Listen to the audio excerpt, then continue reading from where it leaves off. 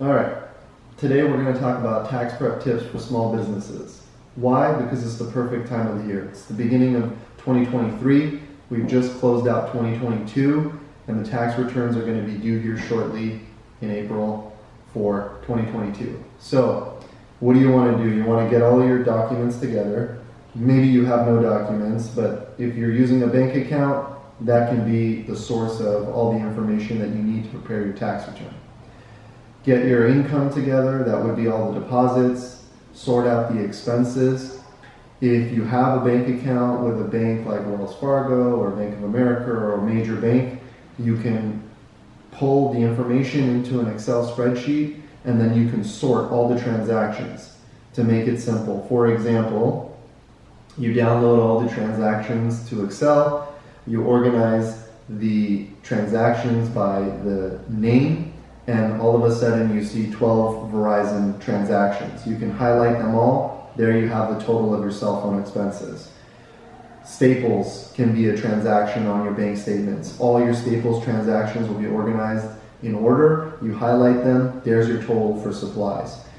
You can simplify these things that seem like they will be daunting tasks by trying to streamline the process and not letting this linger and procrastinating. That's the number one reason that people don't file on time, is because they make this project more challenging than it has to be. If you are trying to simplify it even more, we always recommend that you get a software, an accounting software. For example, QuickBooks, where you can connect your bank account to the QuickBooks software and organize things throughout the year. Obviously, a bookkeeper is nice, depending on what type of business you're operating and how many transactions you have.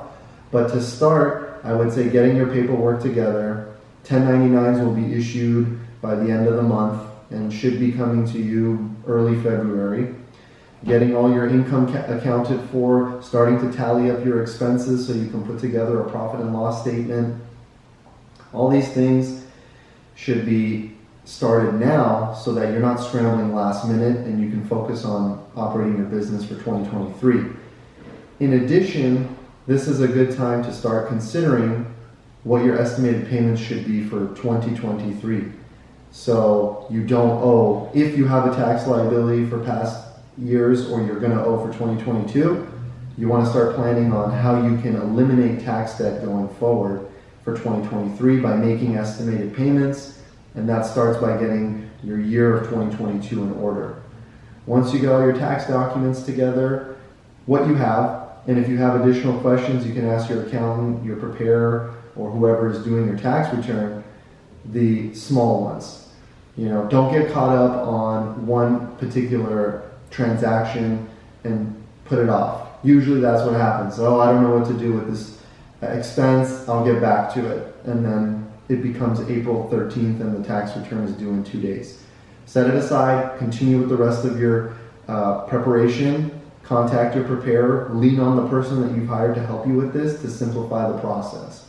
But that can only happen if you speak up and ask questions, and that's what we do here, is we really try to dig in to what the issue is, what's stopping you from getting the information together, and how can we streamline that process. So those are the tips that I have for small businesses preparing for tax season. You can get more information about tax prep tips and other information from our website, victorytaxlaw.com. We have blogs, frequently asked questions. You can even give us a call. We'd love to hear from you at 800-883-8301.